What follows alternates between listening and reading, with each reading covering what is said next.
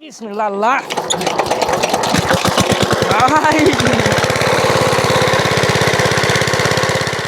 বন্ধুরা, আজকে আমরা প্রত্যন্ত গ্রামের যে পড়ালেখার পাশাপাশি ছেলেমেয়েরা কতটা পরিশ্রমী সেটা তুলে ধরার চেষ্টা করব। আজকের আমাদের গল্পে রয়েছে ইয়ামিন ভাই, এবং ইয়ামিন ভাইয়ের সংগ্রামী জীবন সম্পর্কে শুনব। প্রতিদিন স্কুলে পড়ালেখার পাশাপাশি সে তার বাবাকে কাজে সাহায্য করছে। সাধারণত তার বাবা একজন কলা ব্যবসায়ী।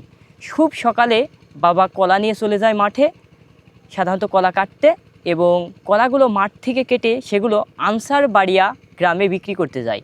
সাধারণত ওখানে বাজার, এবং সে সকালবেলা এসে সাধারণত প্রথমে কলে পানি তুলে, তারপরে এখানে প্রথম যেটা করতে হয় একটা মেশিন চালাতে, সেটা হচ্ছে প্রথমে এই মুখটাকে আটকে দিতে হয়।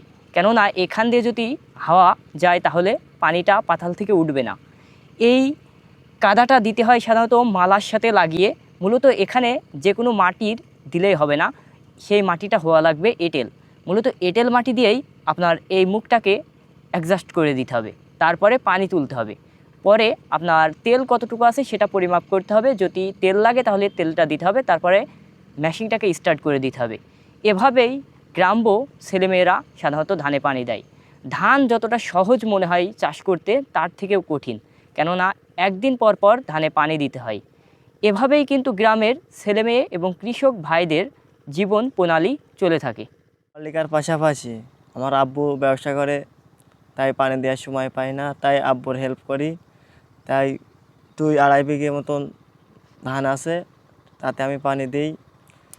আজকে সময় লাগে 2.5 ঘন্টা পানি দিই।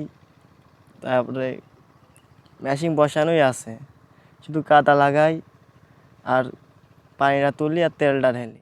মালায় কাদা লাগিয়ে মুখটা জোড়া লাগাই দিই, এঁটেল মাটি দিই, তারপর কলে পানি তুলি, তারপর তেল ঢালি, তারপর স্টার্ট দিই, তারপরে পানি হতে থাকে, আমি ওখানে বসে থাকি।